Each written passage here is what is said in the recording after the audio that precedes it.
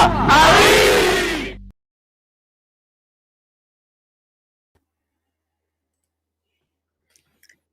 Hello, everybody. everybody. Welcome. Welcome to another edition of Let's Talk About Cuba with your beautiful hostess, Iskra Perez, and your faithful host here, Riquet Caballero, Cuban libertarian. And Hello, so, my friend. How are you? I am great, Iskra. Just came back from the gym, making some gains. Yeah, How are you feeling today? you're pumping up, huh? Yes, yes. You look very nice. I love that color on you. That's my Oh, favorite color. thank You can see my glasses. you. So we have we have a spectacular night prepared for our friends tonight. I mean, my goodness. It's just full of celebrities and good friends that are coming back to say hello to us. I can't wait. But in addition to that, I think we have other good friends that are going to be joining us. So I don't know if you have anything else to add to this. If you have an introduction for them, or I don't think they need an introduction, honestly. You're muted. Right. I don't think they do either. I may want to play the Luis Manuel Otero Alcantara video that Okay. has the subtitles. Oh, good. So going to go ahead and do that, and then we can just bring our Adam, guests in. So wonderful. one moment, please, as I make my screen. What is going on? Right. I have the night light on, so it's kind of orangey. All right. Let me share, guys. Here we go. Boom. Share audio.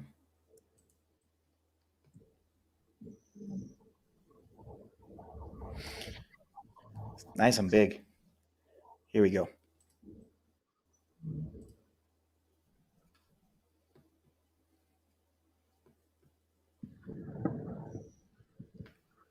A todos. Luis Manuel de la Alcántara, artista contemporáneo y activista por los derechos humanos. Como seguro ustedes saben, Cuba administra el país, dirige el país, una dictadura que tiene más ya de 60 años, tiene 62 años. Yo como artista me he visto perseguido, me he visto secuestrado, me he visto con mi familia, he estado detenido más de 40 ocasiones en 2 años, sin ningún tipo de justificación. Tengo una cámara fuera de mi casa. Mi arte es categorizado de terrorismo en Cuba por el simple hecho de que mi arte representa la miseria y la pobreza y todos los abusos que el régimen no quiere enseñar al mundo, porque se quieren vender como una sociedad perfecta, posiblemente con los mismos efectos que existen en todas las naciones. Sopesado y emplazado porque vivimos una dictadura y no podemos hablar de eso. Los estoy convocando, por favor, a apoyarnos. Yo soy coordinador principal del Movimiento San Isidro, un movimiento formado por artistas, activistas, gestores culturales, periodistas independientes y todo aquel que se sienta parte del independiente en Cuba. Estamos apoyando espacios democráticos, espacios de libre diálogo, espacios donde el cubano se sienta libre, que en otros espacios dentro del régimen no pasa. Y todo eso nos cuesta a nosotros represión, prisión, persecución, abuso, tortura psicológica y demás. Estamos convocando, por favor, que nos apoyen, estamos, por favor, que vigilen nuestras experiencias, que sean capaces de exigirle al gobierno cubano desde la diplomacia que cese toda esa violencia hacia nosotros. Estamos conectados.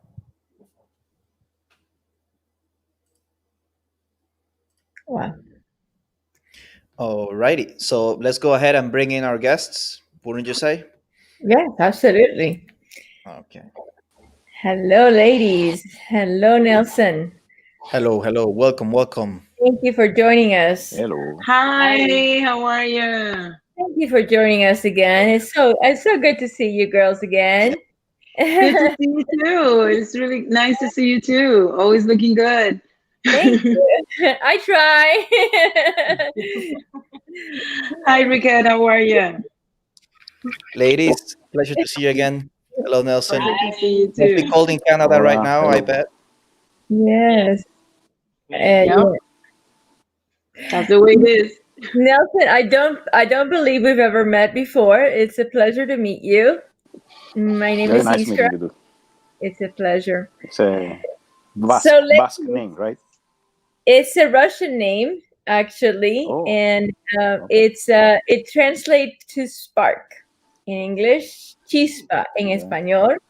It was the first newspaper that Lenin wrote, and my grandmother gave it to me because I was born in 1971. There was a lot of Russian influence in that time Oh, yes. in Yes, our I know. country, as you well know. I know very well. So there's this new development that you girls got involved in. You continue to get involved. Once you do something, it's just impossible not to continue on with this fight. And believe me, I know. I started with one march, and here I am 2 years later, and I'm still talking about this. Today, actually, I went on to Eliezer to let everybody know that you were going to be on our show. And he's like, "Aren't you sick? Aren't you supposed to be recovering?" I'm like, "Yeah, but I'm not going to stop." I can't stop talking about, It's hard to stop. what is wrong and what is not happening, and why this needs to stop in our country. So we have you talk to us about what you're doing, what this new movement is, and why it's so important. Well, Nelson, do you want to start? Because they know a little bit about us, but do you want to introduce yourself and then just get all acquainted? Okay. Yes, I have been with the Cuban Canadian Foundation for about 15 years. And I lived in Ottawa for 2 years, since 2006 to 2008. I tried to influence foreign policy towards Cuba at the federal level. And I managed to make some connections through friends, because Ottawa is a small city.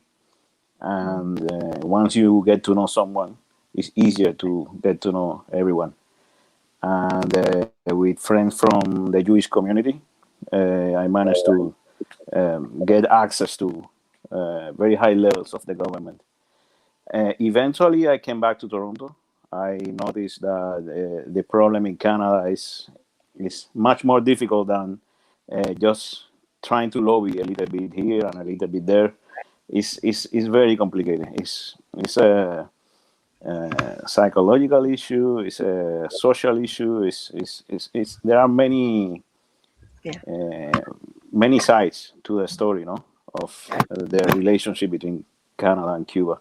And then I came across the group that is trying to do the same thing back again, but with a new, fresh blood and totally different approach.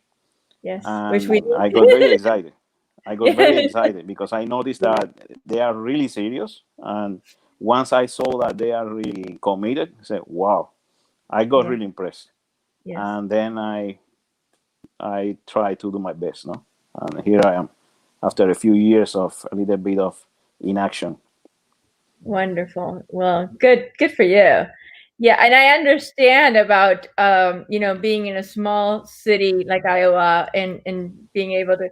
I had the same thing. So I'm in South Carolina, and I have direct access to our senators here, and I've been able to get So it's easier when you are in a small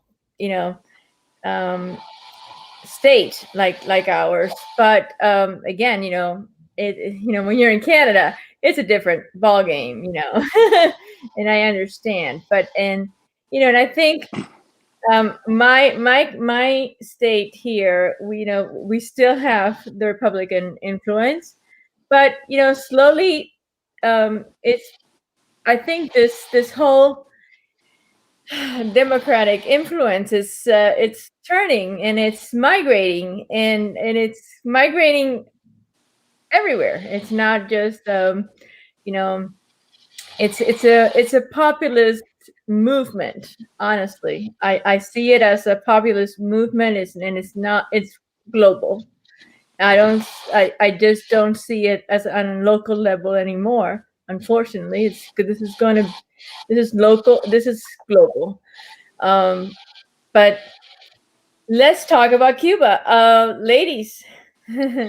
Well, the main situation that we have right now as Cuban Canadians is to try to make the Canadian government understand and recognize the Cuban dictatorship, because the situation is very serious. Like, when you think about it, Cuba has an embargo from the United States, which means that there are laws, and it is way harder for the Americans or for the American people and government to make relationships with Cuba. But that is the complete opposite with Canada, which means that the amount of money that the government, the Cuban dictatorship gets, it is just incredible, and we're trying to do our part, Right. as Cuban Canadians. I have a friend that calls us Cubanadians. As Cubanadians. That's a good one. Well, Yeah, to stop the hypocrisy that the Canadian government has, because it's plain and simple. It's a huge hypocrisy that they turn around. They understand the Right. situation that we live in. They understand that dealing with the government is actually difficult. So we met with the director of Cuban Affairs and not Foreign Affairs, but the area of Cuba. Okay. and the Latin America. So he attends the Latin America and Cuba, Caribbean countries. And the first thing when we talked, he was very nice. He was very Canadian. Okay. But the first thing he said, very politically correct, basically. Okay. but what it was incredible how the first thing he said to us, even without letting us speak, was that the situation is complicated because Cuba and Canada have many business and the tourism and that and that is exactly the point. Like, you are putting the money and the business and the tourism and your people before our people that are suffering, and that is exactly why we're here, to tell you that the government that Cuba has is a dictatorship, and you should just say it out loud, because you just recognize the Venezuelan government as a dictatorship. So if you recognize Venezuela, you have to recognize Cuba, because there is no one without the other. Right. So that it was something that it was shocking to all of us, all the people that were there, the group, like the Nelson group that he represents, and the Cubanos Canadienses por una Cuba Democrática, and Cuban Liberté, which is a bunch Cuban Liberté from Quebec. from Quebec. Yeah, but what we got the most from that meeting was that despite they know that Cuba is a dictatorship, that everybody is suffering, they accept a lot of refugees to Canada and all that. What we got out from that meeting is that they actually don't care. And it's really hard to say it and sad, but it's true. They don't care, and it's up to us to keep the fight going, even though they don't want to listen to us because we seem crazy people. Right. But it's really sad, really, really sad when he didn't, like Ellie said, like they didn't even listen to us. Like the first 3 sentences was they were we have many businesses down there, which is Cuba is not a rich country. Like, what businesses can you have down there? Maybe money laundering, whatever, that gets hidden from the rest of the world. And things like this. Nickel. They have a nickel mine. Yeah, but actually, really, seriously, man. Like, and Fania, one of the directives from the from Fanny Aurito, she actually stated an amazing point. She said, okay, if Cuba was free, you could actually do more businesses down there, because then you could trade directly with the Cubans, with free Cubans, and it's just unbelievable how they actually. But perhaps sometimes what happens is that some businessmen they don't really care about free enterprise. They what they have in mind is crony capitalism, which is they have good relationship with the government, and they say as long as I have good connection, everything is going to be okay. But it turns out that doing business with the communist regime is dangerous. There was a case of a Canadian investor. I think in terms of investment, he was the second in Canada investing in Cuba. He was in Cuba for decades. I think I even saw pictures of the guy with Fidel Castro.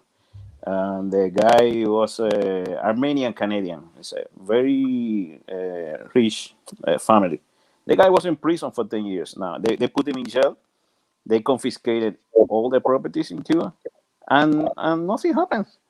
The Canadian government was trying to complain, "What are you doing that to us? We are nice to you, and look at what you're doing to us." Right. And I have a feeling, and I know that we're always talking about conspiracy theories and all these things, but unfortunately, with these two dictatorships, we do have to think about these conspiracy theories.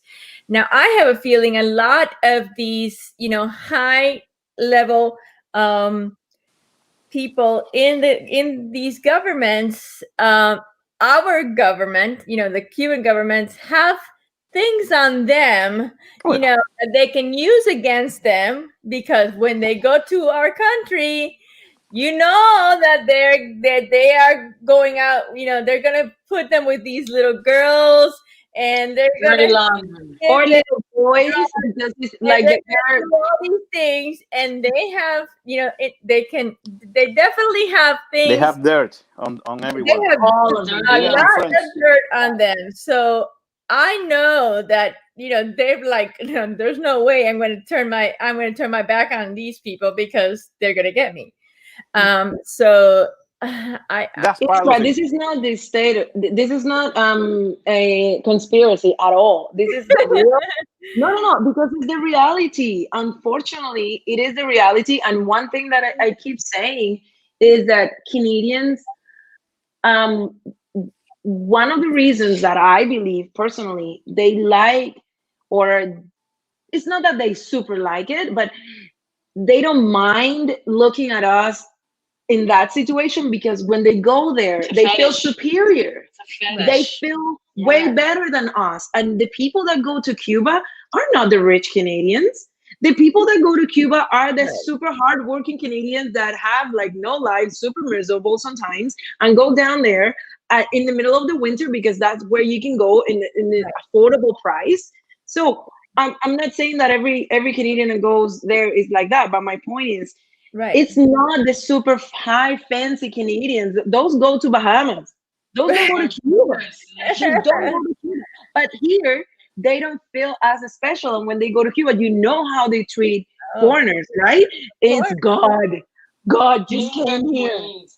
So they also don't want to lose that. And that's also why. So just not talking only to the government level. We're talking about an entire culture. Like everybody thinks that I don't want to get them better, because when I go there, I am better than them. Right. And it's pretty bad. And we actually, our job is not only getting the government to recognize that Cuba is a dictatorship and we're not crazy, is the fact that we can expose them, because there's proof out there. Like now it's COVID and everything is closed there, but when everything opens, you can just go to Capri with a camera and take pictures of a lot of Canadians with little girls, minors. And it only takes a camera or a phone and to have them there and expose them, like big pictures, like these Canadians, look what you're doing, you see? And that image of Canada, of righteousness and craziness that It's they gonna got. crumble. It's gonna It's gonna crumble. It's gonna crumble. It's the same with the free education in Cuba and free healthcare. Like, don't get sick, you know, like things like that. Same thing. So it's our job. That's our fight. And I'm glad that at least the Cubans outside of Cuba, because I understand that the fight has to come from all over. Yes. And that's what the Cubans inside sometimes don't understand. Every time they say like, "Nah, yeah, but you're already outside." Yeah, okay. But because I know how it could be better, A, I'm telling you. B, it's like letting the adults know. You know, when you're trying to let the world know, it's like letting the adults know that there is something wrong there. You know, I'm trying to call upon other people that might have a little bit of more authority or, you know, responsibility and say, look down there and look at our situation. But no one cares. The bottom line, the one thing that I have understood from our latest conversation to this one is that no one cares about us. No one cares about Cubans because people are like, I don't care. They seem fine because Cubans seem fine. They seem okay. They're not fighting for their own situation. There's Why no are you media. fighting? We have no made the media yet like Venezuela has. Like everybody knows that Venezuela is Cuba's fault. Everybody knows that. But Venezuela made the media. And the Venezuelans are, I mean, brave. Yeah. And they have less years. And they have way less years in it. Exactly. Yeah. The difference is, Decades. Yeah. Well, the difference is they've only been in dictatorship for 20 years. They knew most of that generation knew what it was to be free. A lot of our current the people that are alive today in Cuba don't know what it is to be free. Well, They're too old to fight back, and they're because the situation that we have as Cubans, the situation that I understand, the way we live is even when we leave, we go outside of Cuba, they still keep us. Yeah. Tied somehow because of our family. They have our family captured. They're so hostages. We are all the time. We are still having to talk about them and having to do this. Yeah, absolutely. Absolutely. And we have to send money there. All of our families will starve, or we have, you know, charge them phones, like things like that, like basic things like or that. Or even when you decide not to, because there are people that decide not to, and I understand and I respect that. You still have in the back of your head the fact that you could and you're not doing it. Absolutely. We're always feeling one way or another. Absolutely. And this is our fight. And we definitely, and this is why these conversations are so important. And I love how you put democraticspaces.com, because I think we need those spaces. We need those safe spaces to have these conversations in, because people inside and outside of Cuba, you know. Go ahead. I just remember one thing that Sebastien said, like the guy from the Foreign Affairs said.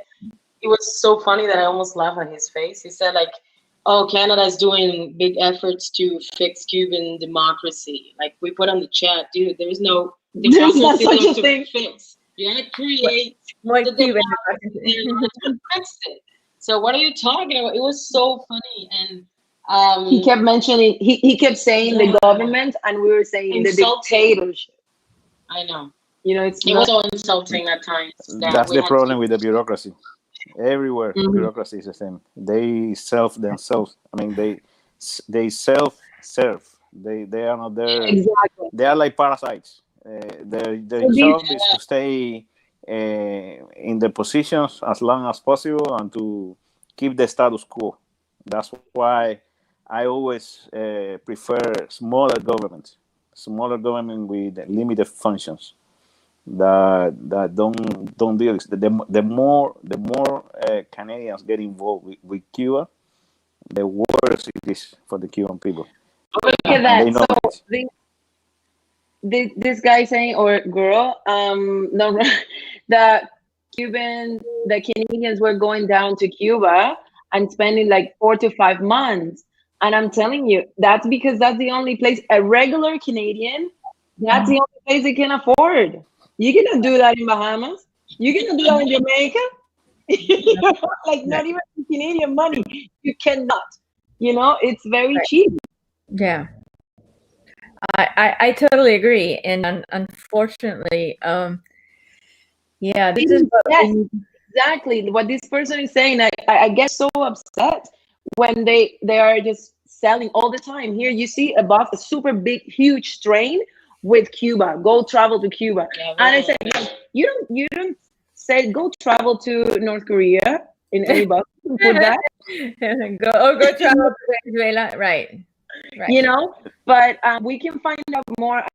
I wanted to mention the democraticspaces.com, which is Michael Lima, which is an amazing Cuban that lives here in Niagara Falls, and he was the one that wrote the press release, and he's been really talking and informing Canadians about the situation, because in English, trying to bring awareness. It talks about all these other countries, not only Cuba, Venezuela, Nicaragua, and it's very, very important that we support people like them, Cubans that are serious, that they have made a name, that they have somehow make it clear wherever they are that we are of our situation. I also read recently that the Cubans in Europe at the parliament for the same thing, basically the same thing we just did. Yeah. And they are demanding, because the word is demanding. We're demanding to recognize that Cuba has a dictatorship. Right. And we have to continue to do the same fight here in the US, because unfortunately, we had a president that was very hard on Cuba, and now it seems that everything that he worked so hard for is going to be crumbling down. So we need to work. We need to work hard for the next.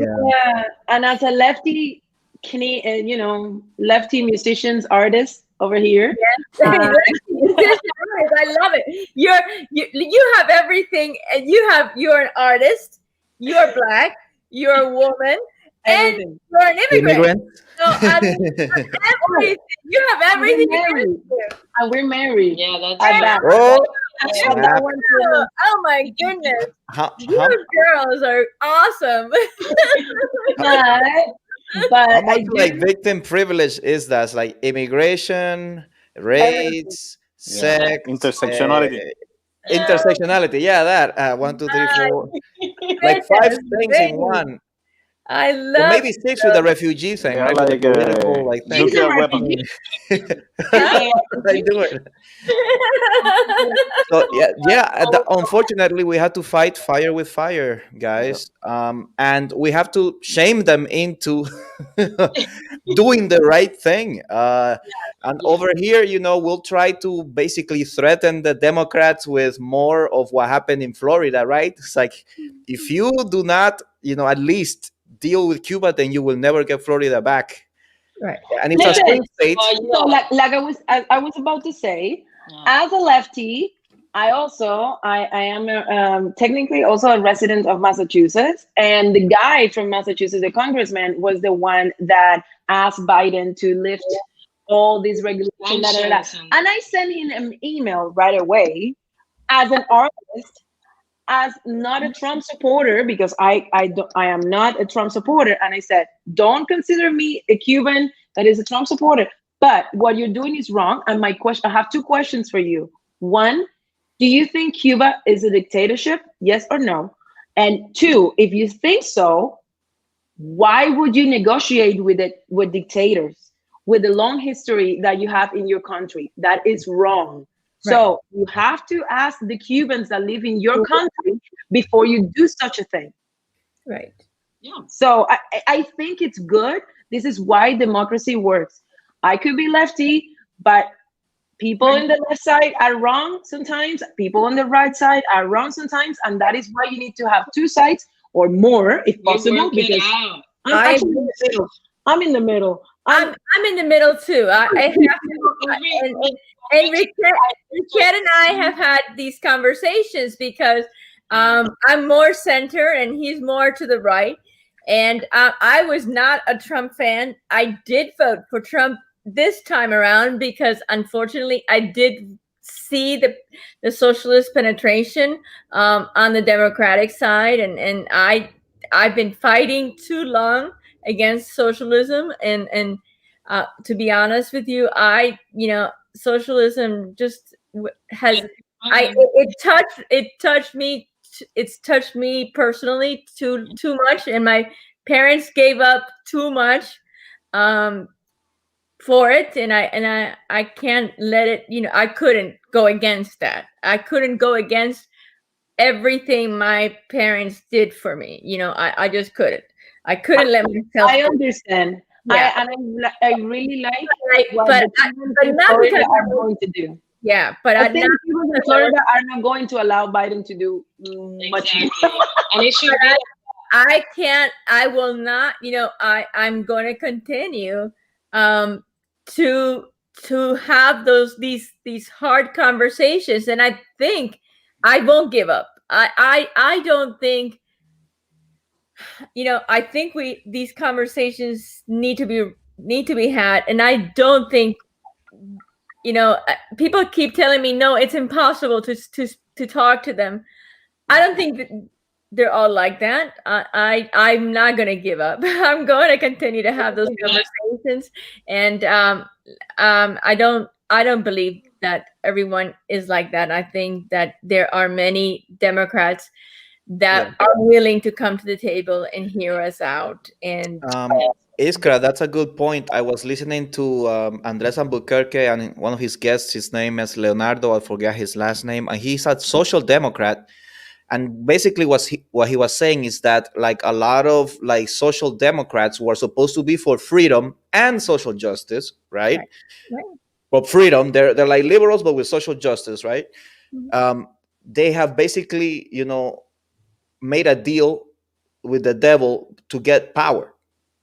So they kind of they make room for these like dictatorships, or they turn a blind eye, or they just because they want power, like like any human, basically, instead of like sticking to their principles, right? Just like this, there's the Republicans that stabbed Trump in the back or whatever, because they want to stay in office, they want power, they don't want to you know face the consequences of or the political danger, right? The give up the political cost that it would be to do the right thing, so that it's tough. It's an uphill battle, but we're doing it, and we're not going to stop. I think the problem with the social democrats is that hard when you get to the core of the ideology is socialism, and they some, I mean, those who are really ideologues in the social democratic parties, they are hardcore socialists. They just turned into social democrats because it's the fancy word, and they used to be communists. And some people may be center left. Not everyone would be hardcore left. I don't believe it's everyone, because like I said, I mean, I had a Facebook memory that came up 3 years ago. I was speaking at the Women's March, with thousands of women in front of me, because I believe in I'm not a feminist, but I believe in equalities for us. I think we are long from where we should be, and I think, we need. I actually want that. I want that for my children, for my daughters, and for my granddaughters when they come to this world, So I do. I want to fight for their rights. So I want to fight for black Americans, and I want to fight. We should all be equals, and be treated as such. and there should chances be are that if you go to a there should meeting, be no discrimination because of our skin color or because we're masculine or feminine, or because of who we want to love or who we want to marry. That should not be everything. Now that I'm against all that. But I don't want to I'm against socialism. That's where I draw the line. Yeah, I mean, Yeah. I mean, I'm a libertarian, so I don't want to give any help to anybody, right? With my Right. taxes, but I live in the real world, and I mean, somebody that's disabled, even somebody that's lost their job, or an old lady, I don't know. I mean, Right. you can be too cruel, man, in life.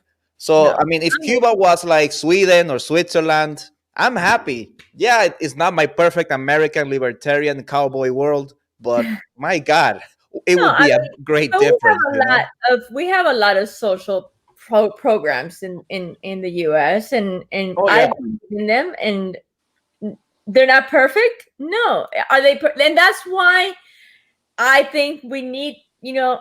I think our government and our Congress needs to come to the table and have these conversations and have and work together. They need to start working together, otherwise we're not going to get anywhere. But we need to understand that we're not ever we're not going to think alike, everybody. That's not the way humans work. We are going to have different tastes and different perspectives, and we do need to respect each other. That is okay. Is as simple as that. This group, the Canadians, the Cubans that are here, that went to the meeting, I think we are the only ones center lefty. Everybody else is like super right. And I don't mind. I mean, I can have a conversation with all of you that are righties, and as long as we respect each other and we understand that, like you said, racism is wrong, discrimination is wrong. Like, you can be a Republican and you don't have to be racist. No, yeah, exactly. Like, it has nothing to do with that, Like, I think the one thing we may have a difference in is like, okay, what are we gonna use the tax money for? Mm-hmm. But like, we can get to that when we have people in Cuba making money, and then you can tax them. First, let's have an economy. First, let's have a democracy. First, And all of us, I know, with our differences and our different speeches or whatever, all we have to focus for the next decade, because it's not going to take 3 years. It's going to take years, like a long time. We need to focus, join forces, the right, the left, the middle, up or down. We got to get together and fix our country, because the States, it's already fixed. Canada already. Well, I mean, come on, still, every country changes, but they have the room. They have the room to change. The Constitution, not to allow a person to stay in power for more than 2 mandates. You see what I mean? It's not. There is no room for dictatorship. There is a democracy. And we need to join forces and find that Cuba that we all dream about. I think it would be great, because we have so many Cubans outside of Cuba that can say, this is what it works in the country that I immigrated to, and this is what it doesn't work. So we all kind of like chipping in, saying like, this is what it works in Canada. This is what really sucks about Canada, besides the weather. This is what works in Europe. This is what works in Italy. This, and then trying to implement those things in Cuba. That would be amazing. That's it. Because we know, and we have lived all over to actually test and say, this is good and this is not that good. Yeah, I agree. Raidel, welcome. Welcome, how are you? Sir. Welcome to our show. It's we missed you around here. Yeah, it's been some crazy times. I hope you get better soon. Hello to friends from Cuba. Thank you. How are you? Hello. Look, you have a beard. People in Cuba live better. I had the COVID and stayed. Ah. On something that they were saying. They You were know, when talking it about. comes to Canada, yeah, say. Something No, that I was saying that when it comes to Canada, the problem is that I rather Canada leave Cuba alone. We don't need any help. That's the best help, because what they are doing is they are pretending they are having this human to human contact. Remember when Obama was saying that let's have this human to human contact because we had a lot of failed policies for many years that didn't work. So let's try something different. Because I Right. was not even born when the Cuban Revolution started. That was his argument. Like Right. the history started with him. They were calling him black So behind his back and saying weird things because that's the Cuban way. But I also think the Americans, they with that policy, what he wants is to turn the American people into the Canadians. The Americans that can go there, Exactly. of party, course, do of whatever, course, Of and course. nobody cares. That's That's what exactly of what they course. happened. Yeah, The more people go to Cuba, the less they know about Cuba. Because let's face it, exactly. when you are a tourist, you don't care about politics. It doesn't matter where you are going.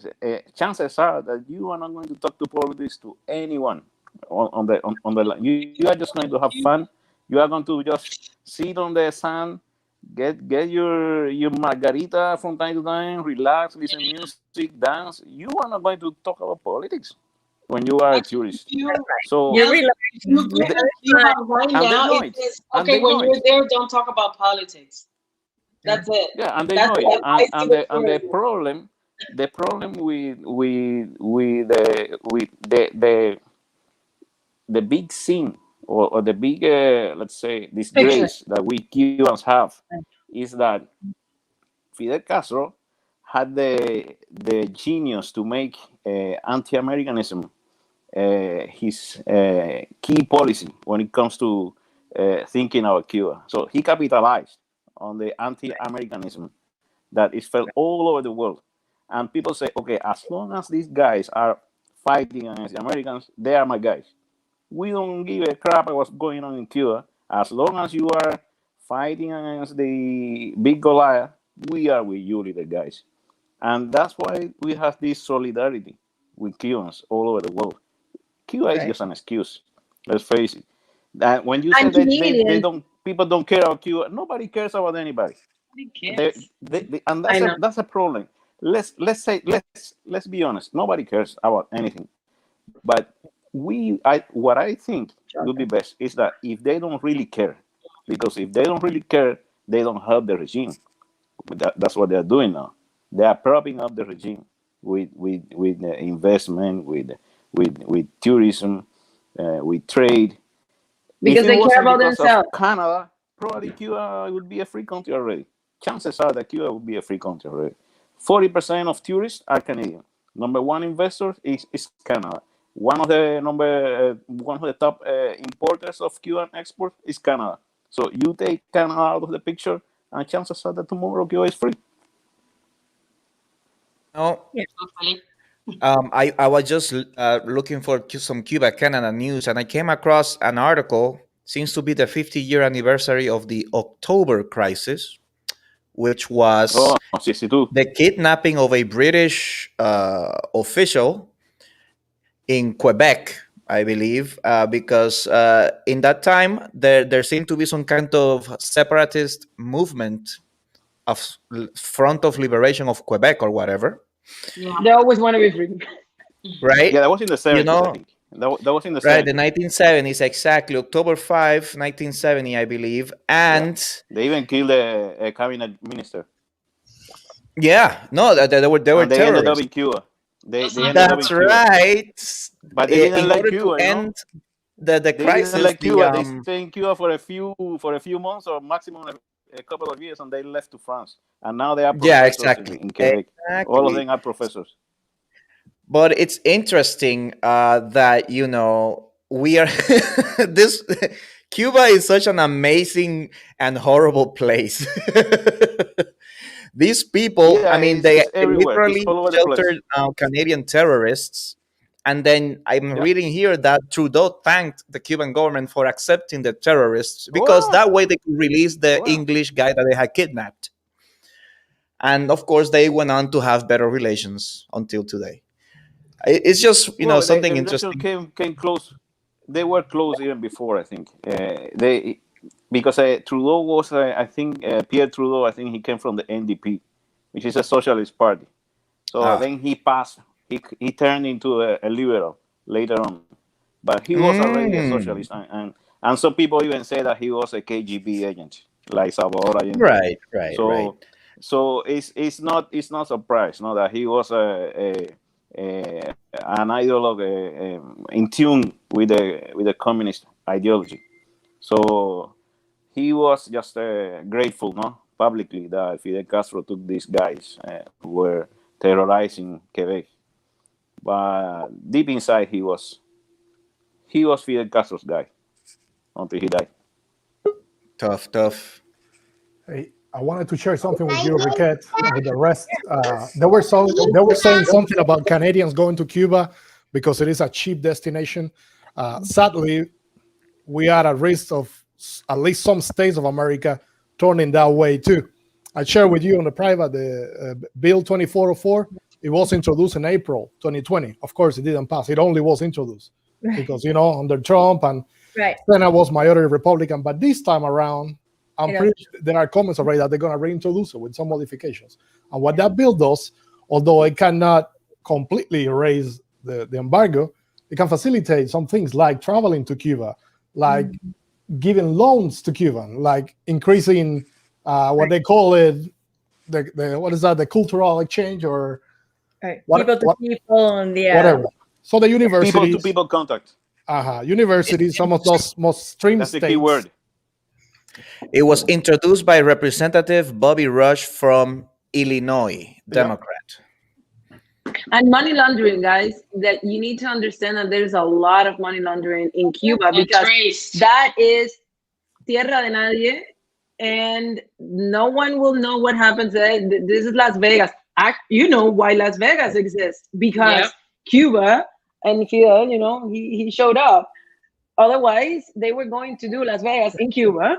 And that's the place where everything is untraceable. What happens in Cuba stays in Cuba. Pretty much. All these artists, like, I know that there are a bunch of artists. That's also why Odaola has so big push and impact with the artists, because he knows how much money goes to Cuba, and the money laundering from the artists is incredible. Venezuela, all those congressmen that want to pass these laws right now, they have been in Cuba and they have been partying in Cuba and they know all this situation. So this is why they want to open up, because they want to start the party again. And all of Hollywood has been to Cuba. Oh yeah. All of Hollywood has been to Cuba. And I don't care. Listen, because it's important. The other day I had this conversation with a Canadian. My point, I just don't want to say I don't want anybody in Cuba. No, I want Cubans to have the same opportunity to come here also on a vacation and spend your money and trash your city too. You know what I mean? Exactly. I want Cubans to be able to buy a ticket and say, you know what? I want to see the snow. Let me go to Canada. Yeah, it's super hot here. I want that. That's what I want. The Cubans to have the same opportunity. Every time the Canadian tells me, oh my God, your old cars. I'm like, I want a new car just like you. They want new cars. Don't say that. The zoo is closed then. Right. So they don't want the zoo closed. Yeah. So for those American friends who are listening to us, who feel that these exchange that happened with Obama were good for our country, let me explain to you what happened during those exchange. During the cruises would come into Cuba for one day. The tourist buses would pick up the people and they were taken to particular places that the government assigned, of course, that were government places that they wanted those people to see. Okay. And, the money didn't go to the Cuban people. That money, your money didn't go to anybody in Cuba. It went to the Cuban government. The money from the cruises was paid to the Cuban government. Exactly. I mean, this is how it works. And Cuban Americans were not allowed on those cruises. And Cuban Americans were not allowed on those cruises. When you paid for airline tickets, the Cuban government was pay. When you stayed in hotels, all of those hotels, the Cuban government is half owner, and they're actually not a half owner. They're always at least 1% owners of those hotels. So they are always going to be making money on every single time that you go on vacation to Cuba. But even And the if people-to-people let's say, contact is even if debunked you go- right there when you say that no Cubans are allowed on the cruise ship. Exactly. Because who better than a Cuban to establish even a if contact they with go- another Cuban? Exactly. And even if they go to a house that is not on the list of the government, let's say that you find out you're going to stay in Movimiento San Isidro's house. Mhm. Okay. That person, whoever is in there, has to go and buy food that it's going to end up, the money is going to end up in the under hands, because they own all the stores. So the reason why the situation right now in Cuba is so critical is because what they have, the situation that they want to create is to take all of the cash out of the street. Especially American cash. Because they were realizing that the money was staying outside for way too long. The money can go to the store at some point, but the black market is what moves people in Cuba. But right now, they want to control that cash. That's why they made the cards. All the theft that they do with the cards, and they get the money. They give them a number in a card. I tell you, you have some money there with our exchange, and then you give me the real currency. So it's ridiculous. And what It's Maya it's just saying, they never, even because I was always wondering why you're not using all that money that you're stealing from the doctors, because you're literally just putting the doctors, exploiting them all over the world. Yeah. And let's say, okay, let's imagine that the super communist socialist idea of, okay, let's use these doctors to fix all of the hospitals. And we will have like top-notch hospitals with the money that they're bringing in. Let's say like, oh, they want to sacrifice for us and the doctors. Let's just, ideally, okay? Let's just, that's how they come. It should work. So you get $300, and the other, I don't know how much is, like the other $2,500 that I'm stealing from you, Right. I'm going to put it towards hospitals. Right. That doesn't happen. It's not even that. It goes to a cangrejo and his yachts and and his cars and everybody. That's where it goes. It's just insane. Hey guys, I found something interesting about this American Chicago congressperson that wanted to lift the embargo just now. Uh-oh. You gave him something to work up, like you should, Riquet. Yeah, I was reading what he shared, and it's shocking. He visited back in 2009 Cuba. Black Panther. Yep. He founded a Black Panther chapter in Chicago. There you are. And Oh God. There and you are. Probably a friend of Bill Ayers and Obama when he was a student. And living Yeah, he in said that he Chicago. went to Cuba. He liked that Raul Castro talk about religion, so he was sold just because right, of that. because he's apparently some kind of pastor. Yeah. Oh my Yeah. goodness. And Black then he said liberation. Black liberation. human rights were not the prime topic of conversation at Castro's place, which Rush describes as a modest ranch house. El Punto Cero is a modest ranch house. It looks like he's living in a bungalow on Carpenter Avenue in Chicago. Oh, really? They chatted about religion, literature, and U.S. politics. Oh, Tremendous wow. propaganda. Yeah. Very good. Very good. What it You know, really bothers I, me is that you the can't make Americans this should up. say, but honestly, the Americans right now shouldn't even talk about foreign policy anywhere. Yeah. They have a lot to fix. Like there's a lot of things that it needs to be fixed and talk about right now. Just leave the Cubans to the Cubans. Exactly. Honestly, Fidel I Castro the phone going. was very eager to attack Christianity, comparing the spread of Christianity to the communist revolution. Oh, after they were persecuted in Massive. Communism And- is already a People. bad religion. You know, we don't need anything else on top of that. Yeah, they don't. And Che Guevara was just killing little kids, and and yet these people are putting their Che Guevara on their T-shirts, because he was a hero. How is that? How is that possible? How is this man a hero all over the world? When No, he- Or Che Guevara you on gay watch the parades. picture from Corda, that's why. And the What do you think hippies about will that? love it. Che Guevara on gay parades when he was incarcerating people and putting them to work in the UMAP for being I gays and having a long know. hair. We scream at them at the gay parade here. Oh my god! oh my god. It's just I wish I had a bucket of painting and then just throw it at them because it's like what? How would you feel if I wear Hitler on my T-shirt? Would you feel great? in Miami, in downtown Miami, the Black Lives Matter movement, they had Yes. a huge flag with Che Guevara. The Communist Party in Toronto.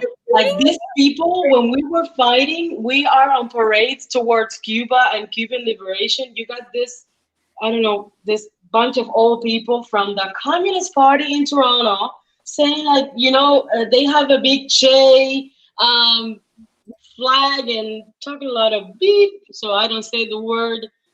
It's just, it's ridiculous. It's just ridiculous. You Oh, spent. okay. I'm sorry. Hi we guys, have how are you? Come on in.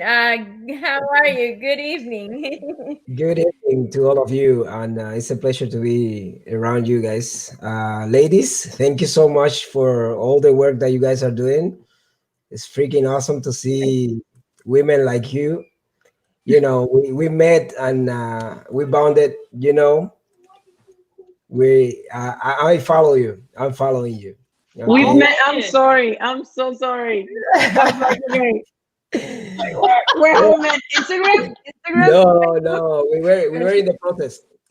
Oh, the protest. I was like, okay. Got it. No, but the thing is, with all the mask and all the things, forget it. You won't remember me for sure. We were really good at the protest, and it was really excited to see so many people.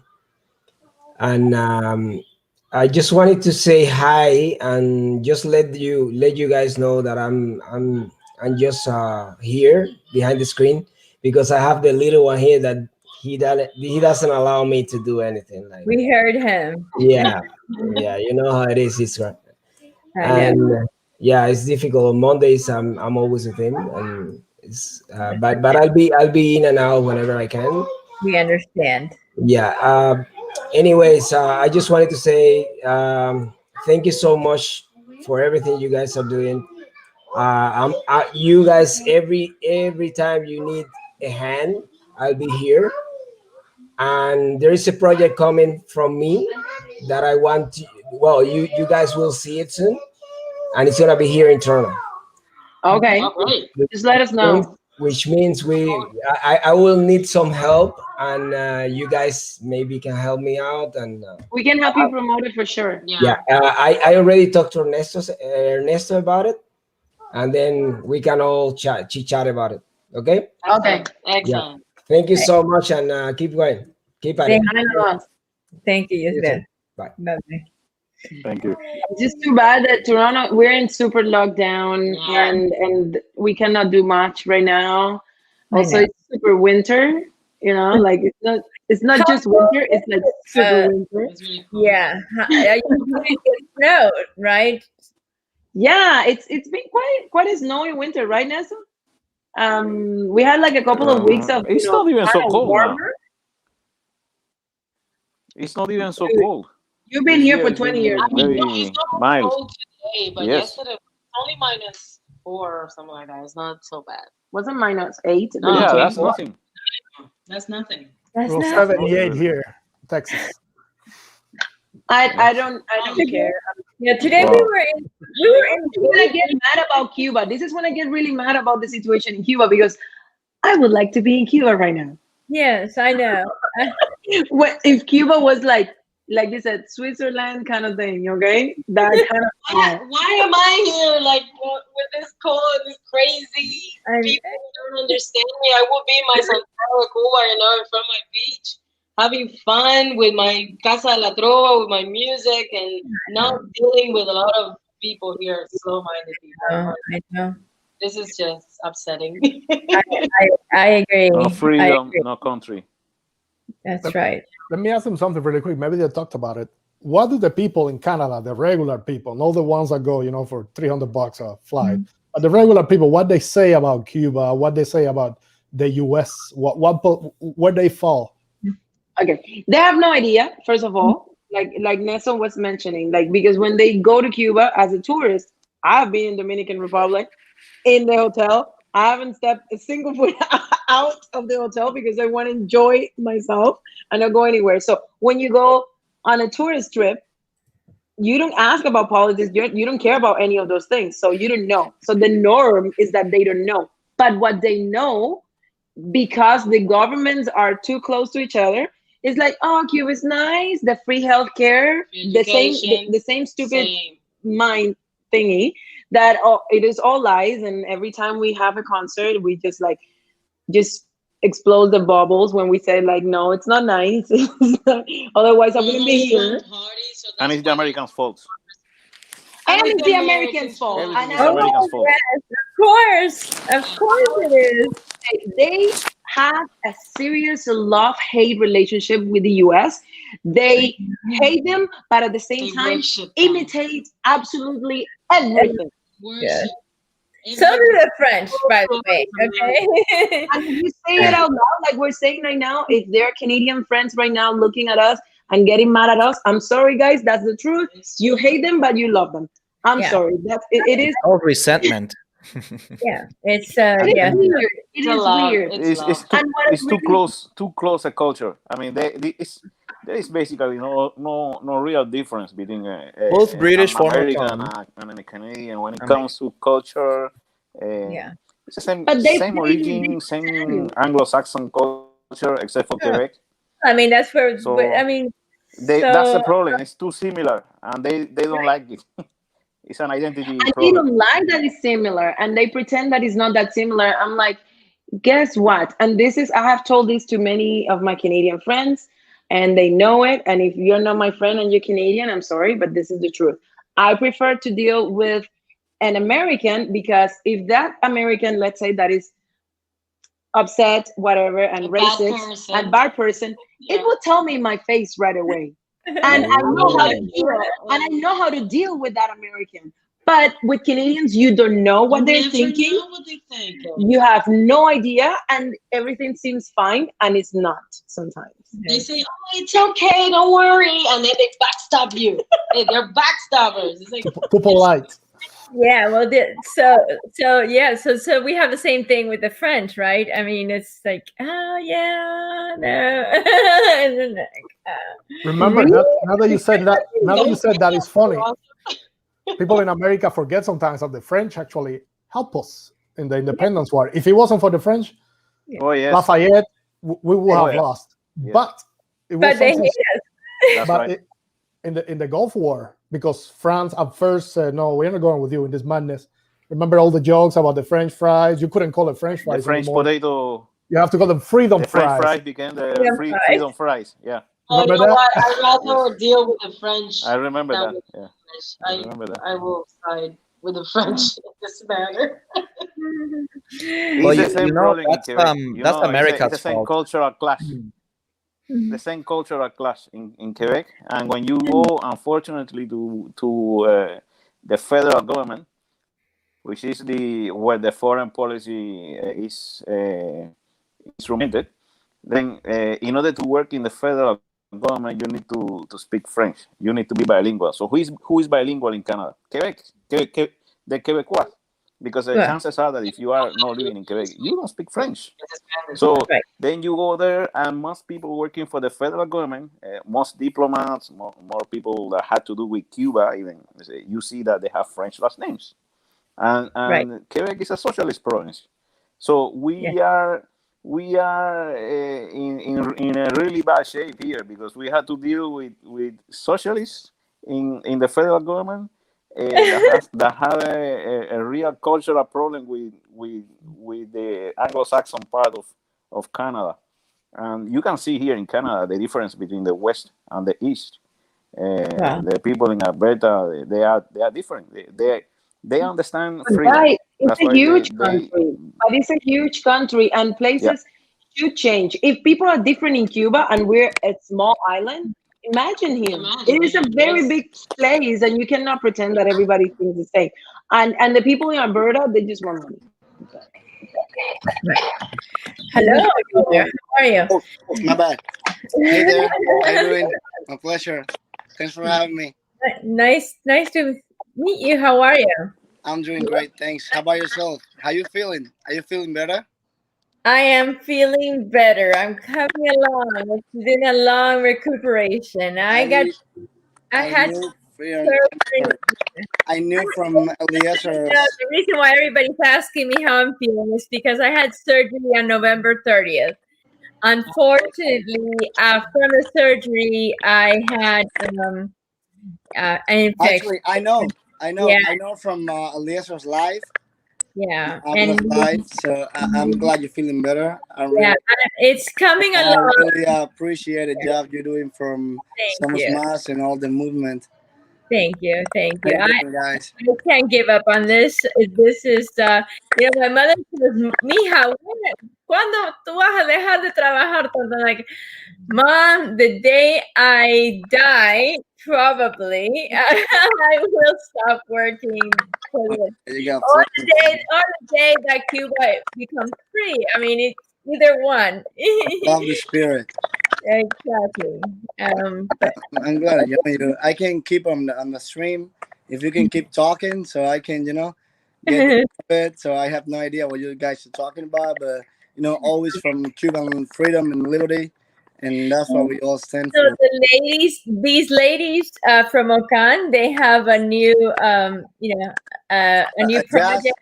Yeah, a new project, and they went to the Canadian government with it. But of course, unfortunately, the Canadian government was not very condescending on it. They turned. There's so much polarization. There's so much at stake. You got both sides. I have felt the experience because I used to work in hospitality in Cuba and hotels and that kind of stuff. And I get to see all the Canadian tourists pretty often, and it's the same shit they were saying.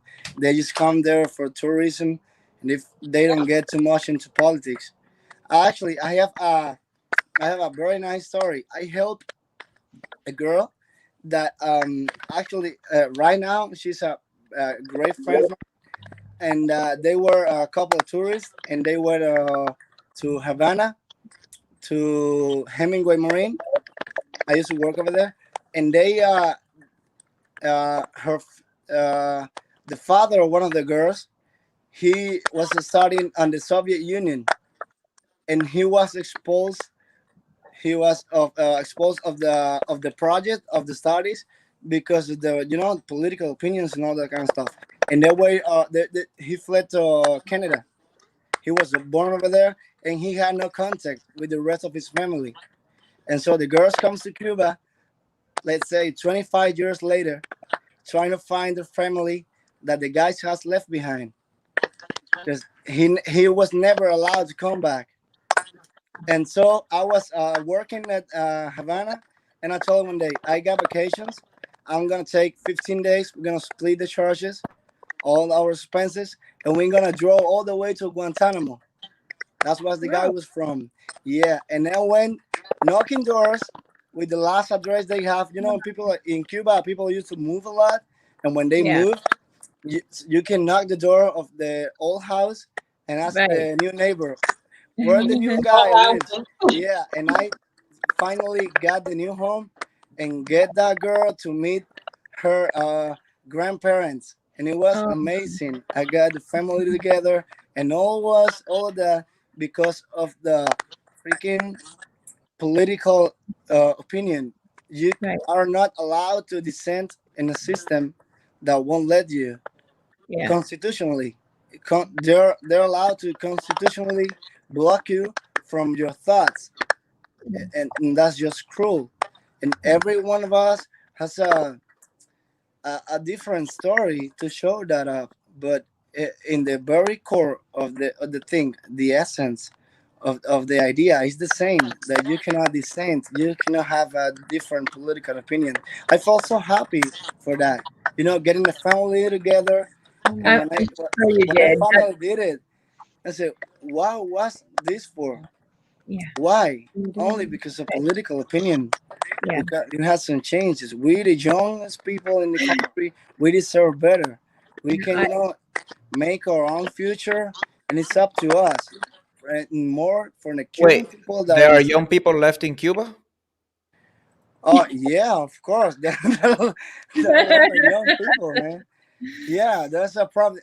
Even though the population is mostly old, that's Yeah. bad thing we got against us, because they're the ones that are, they're the ones that usually go with the flow with all the revolution and all the kind of BS that we don't take anymore. Right. But the young people of Cuba need to wake up and Yeah. look at a bright future and get together, and made themselves their own future. Now I that you, agree. now that you And said that's when it gets kind of hard, because sometimes when I look at the videos of the youth, I'm like, either I'm getting really old, or this is just not going to a good place right now. but But but there are always people, like we had, we had that Movimiento San Isidro, and the people from Monpacu, and the people from like Asociación Democrática, no, Civil, el Asociación Civil, and Damas de Blanco, and we have that's if I may as long interrupt you as over there there, is one person, that believes that it is. we have to But keep if fighting, I we have may to keep interrupt fighting. you there, we got all of them, and they're all bright people. They're so good. They've been so brave, but we cannot count on them. We need the real people of the population. They all are marked That's right. by the state security. There's a system working on that with all the benefits and all the welfares that the people don't get. Goes to that, to monitorizing the people, and don't let them get together, don't let them gather, and don't let them make groups. So we need to count on this, on passing the word and making the people of Cuba understand, and not just rely on the leaders, because the leaders, sadly, in my opinion, they are marked. They cannot do anything. They're 24/7 monitorized, and then they cannot move.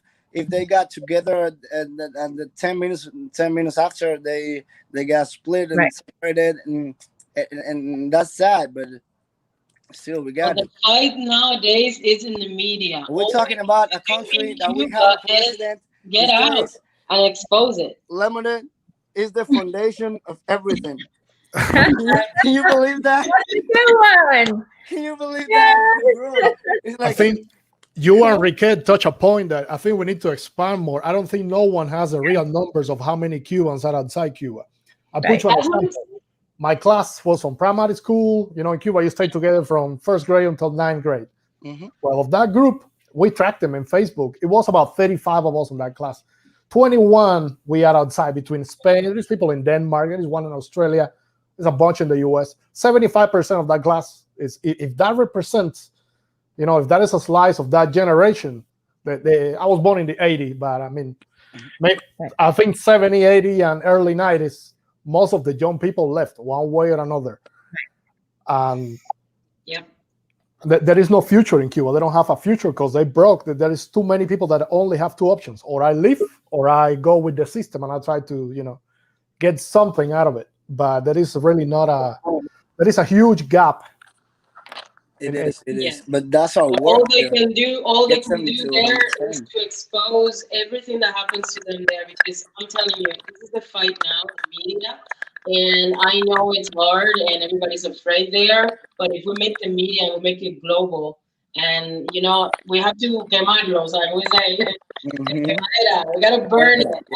We gotta expose every single thing, all the lines for food, the fake news of COVID, everything, beating up people that dissent with them. Like every single thing counts. Every single thing matters. We're doing great. People are losing their families. We need more. We are.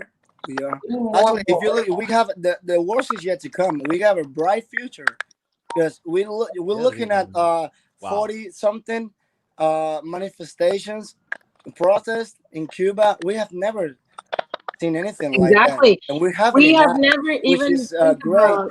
We can look at the bright side, or either don't look at it, but still we have it. We need so much more, but we're doing great actually, that. And our job here is each one of us to pass the word to all of our friends, of our in family. in every country that we live, and like into our families in Cuba. Like, this is what I said the last time I was here. When a family members or a friend ask you for a recarga, you don't have to get mad. You say, okay, I'll give you a recarga if you share this video of Damas de Blanco, and I'll send you a recarga. Or a recarga, and when I see it, I'll send it to you. So let's do, because that's the way. That's a deal. Let's make a deal. Yeah.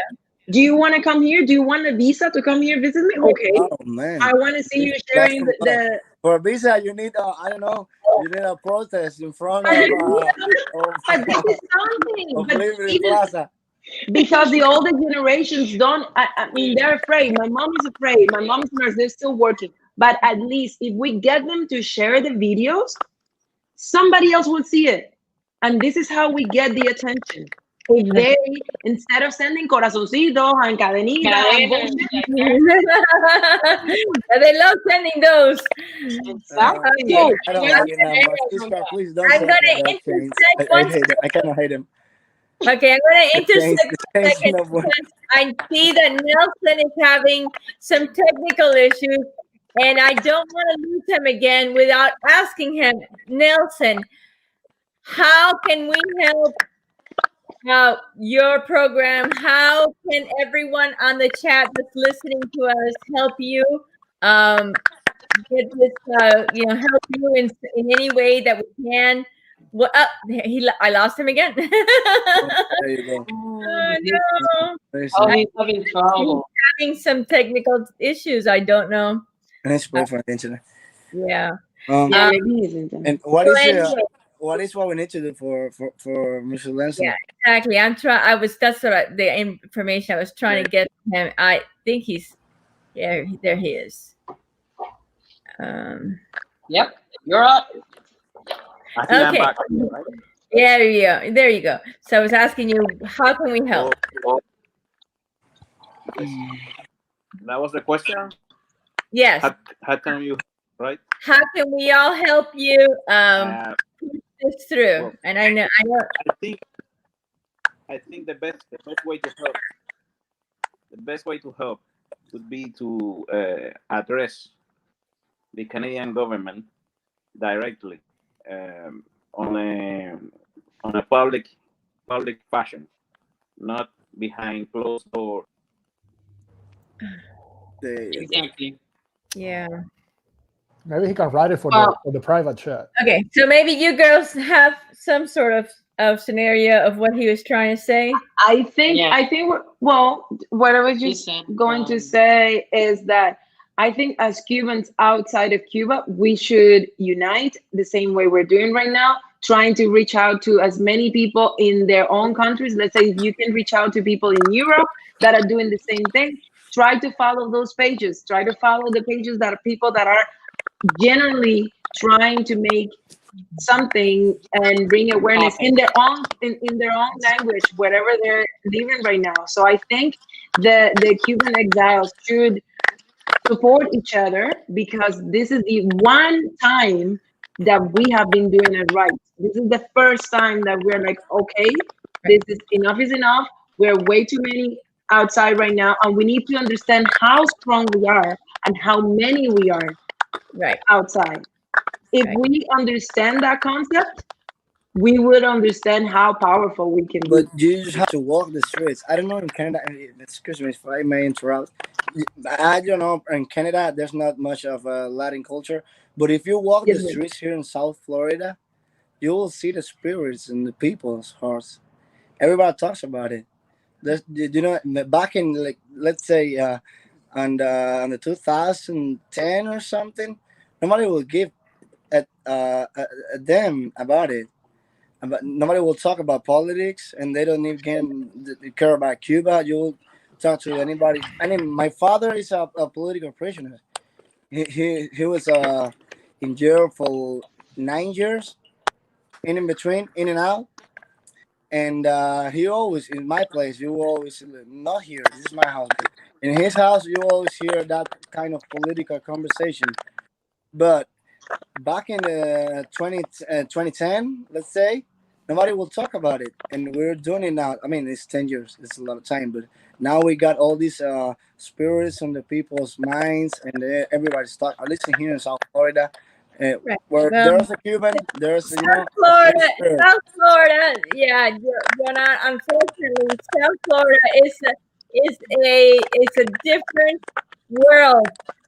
You know, when you leave Miami and you go up a little farther, just go up into Jacksonville. It's completely different. I live in Jacksonville.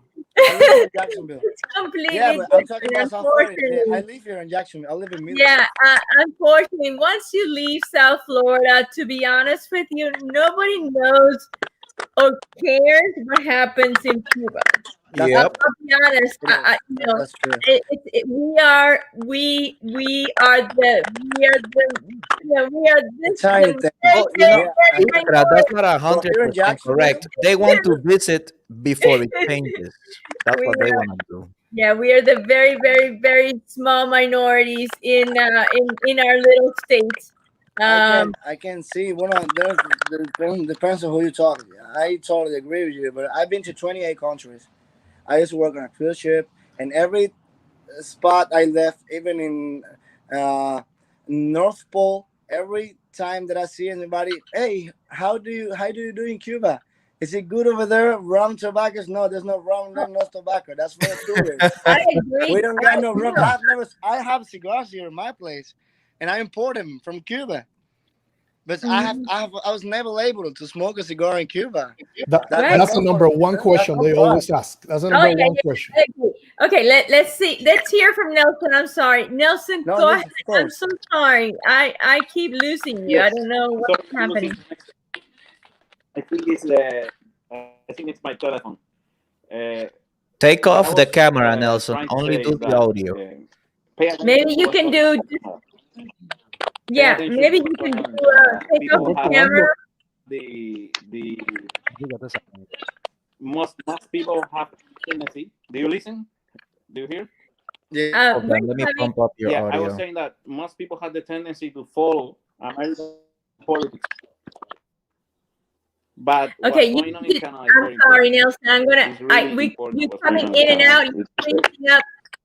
Maybe you need to take off your camera, take out your camera, and leave only your audio so we can actually hear you.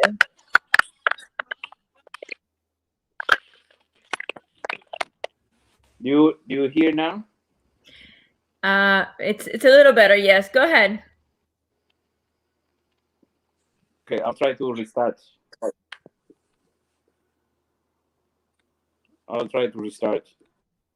Okay. You don't hear? We hear you. Okay. I think there's a big delay. Well, I was saying that pay attention to what's going on in Canada. Canada is a key country. It's probably even more important in terms of survival for the Cuban regime than the United States because of the economic ties and the political ties. So pay attention to what's going on in Canada. And if the Cuban members of the opposition want to do something, I think they should address the Canadian government because they have a big responsibility of what's going on in Cuba right now. Okay. Okay. We will continue to push on our side, and just so everybody is aware, Flor Mas really works across the world with all organizations. We have no boundaries. I mean, you've seen us, and that's, I think, why we've grown so much. We like to work with everyone.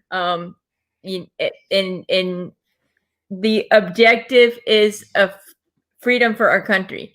It does not matter, what organization you're working with, or who, or who you're working for. But what we want is freedom for our country, and we will help in any way we can. So definitely, we will continue to help you in any way we can from our end. So absolutely. If you guys have any references that you want us, any movements that you're going to be doing, any, walks or any, whatever you're going to be doing, please send us any information and we will post it on all of our social medias. We will do, push whatever we need to on our end. Excellent. Okay, guys, thank you so much for having us. We're gonna head out. I know. It's a long day teaching for us, and it's been like hours of screen time. But I am so happy and glad to find Cubans that are willing to step out of their commodities to bring awareness about our situation and the situation of our families and people in Cuba. I think that we have to keep going, like you just said, pushing and supporting each other and respecting each other, because Cubans need to learn tons about democracy, about respect.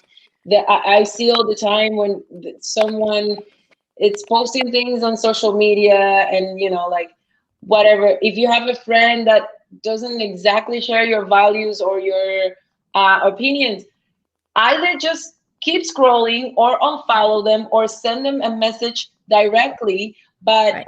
People starting fights on social media about things that you're like, really, like, I understand if you're going to make your point across respectfully, that's totally fine. But if you just jump into conclusions, right, a lot of people are like, oh, you're just because you support Trump, you're racist or whatever. Yeah. I'm just putting that example for whatever reason. Exactly. But it's not always like that. We need to understand where people come from, like why they are sharing those values or why they're supporting that person, whatever. But just try to respect each other, because we are already being tortured. We have been tortured for so long by other people. Why are we keep treating each other so badly? We do that to each other. We're no better than the dead guy who actually was the one who taught us to be this way and hate whoever didn't think like us. So who is not with me is against me. So we need to get rid of that kind of thinking. That kind of unlearn that military regime that we don't need. We don't need that in our psyche. So yeah, I cannot agree more, ladies. Actually, I actually have a perfect example. I had a lawyer. She's a friend. She's a wonderful friend, and I love her dearly. And she posted on my account, and she made a very anti-Trump comment, and against me personally. And I said to her, you don't know, our backgrounds shape, who we are. And, I respect who you are and what you are going to vote for, and I respect that. But we each have to respect each other, and we can't push each other's boundaries. There's got to be, and we need to have these conversations, but in a respectful way. I cannot agree more. I thank you for bringing that up, because especially the younger generations, especially social media has become I think a place where we bully each other, and that cannot, because you're not looking at that person's face the day that you have the guts to actually say those things. So this is what I tell to people sometimes, because I am the kind of person that says very, very like harsh things, but I'm capable of saying those things to people's faces. So I know that I can make a comment and make you a call, a phone call, a video call, personal, and tell you, like I am that kind of person. But I know that not everybody is like that, and they make those comments because they are not in front of you. Yeah. And I'm like, just think about, before you comment, think about if you would actually tell that to that person in front of them. Right. And then you will see that your answer will change drastically most of the time. Yeah, and again, it's about fixing Cuba. It's about getting a free Cuba, Cuba Libre. That's what we all want. And at the end, it doesn't matter which side of history we are from. It's just, it's a matter of fixing our things. We need to make a plus. How do we deal with democracy? Exactly. We'll deal with that, but we need to deal with those guys first who had, we call it gorilla glue on their chairs, because they want to lose that chair power. It's like they glue themselves to those chairs. Get out. And it's awful that they don't want to lose power, and it's crazy. I know they own the country and people. And before we leave, a little bit of promotion. We're like, come on. Like, there we go. We've been Commercial. talking here for like an hour and a half for nothing. Follow our music. We our website is down there. Like, it's just put in there. Our website is okamusica.com. Follow our music, listen to our music, watch our videos on YouTube. It's Viral. If you like it. Our second album just came out, and we have a vinyl out. I don't know what it is, but we have vinyl out, and I get it. And you can buy them online at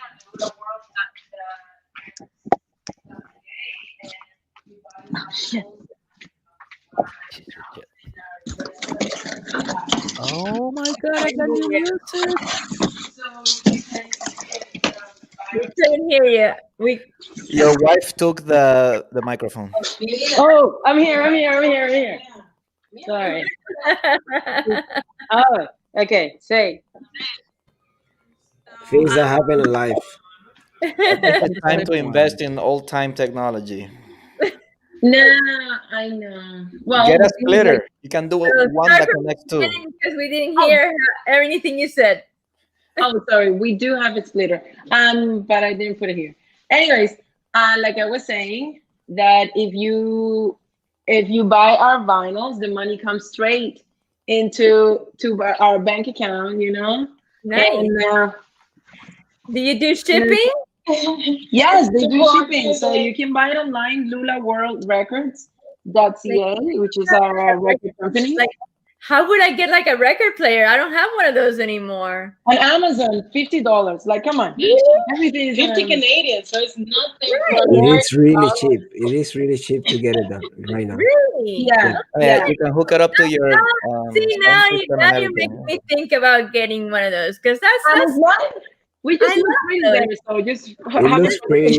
That's awesome. That is awesome, ladies. Now you're gonna get me to get a record player and you can get records and support artists. And I cannot wait for us to go, guys, to the States and cannot wait to meet girls in person. Believe me. I know. I can't wait for all of this to be over and yes, the world to be vaccinated and we can get back to our regular lives. Hey, before you leave, I have 2 questions for you guys. Of course, Angel, how are you? Doing well. How are you, Elizabeth? I'm good. I'm good. Miss Magdalis, how are you tonight? I did. Thank you very much. So you said you're coming up with a second record? Yeah. That's the second record, which is Espiral. The first one was Sombras. Gotcha. I haven't heard Sombras. What's going on? I'm talking Rica 1934. Good night. All right, man. How are you? How are you, sir? It's such a pleasure. I want to hear Sombras. No, I mean neither. I haven't. I'm gonna search for it. It's not on Ocam Vivo on YouTube. No, it doesn't have it now. Ocam Vivo is like the Vivo channel that they made us create that for that video. But our channel is another one. It's Ocam Música. And if you go to our website, you can find like everything else there. Oh, yeah, you go to Spotify, listen, Apple Music, and I'm on Ocam Vivo right now. I was actually dancing before to Kumba. And that's the question. Great. That's the question. How long did you rehearse for that syncope at the beginning of that song that is so hard to listen to? The Kumba, whatever you do. No, that is from La Lupe. Ese es de La Lupe. Yeah, but she used to do it slow. Very slow. It was a boogaloo from back in the day, and it was a long lost. You guys, I don't know how. But we just do it super fast. And your pizzicatos on your violin is amazing. Now, that's you. Oh, paying attention to the pizzicato. Okay.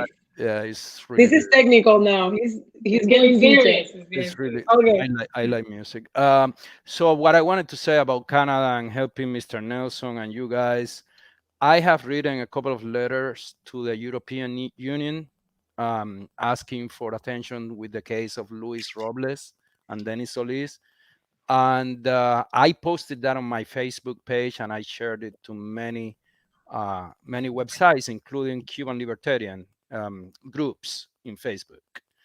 I also wrote a similar letter. I just changed a few words to the High Commissioner of Human Rights in the European Union with the same thing, and a couple of Euro senators or whatever the representative, Eurodiputados. The initials is MDB, whatever it is. So if you guys write something to the Canadian government, there is a noise. Cricket, please.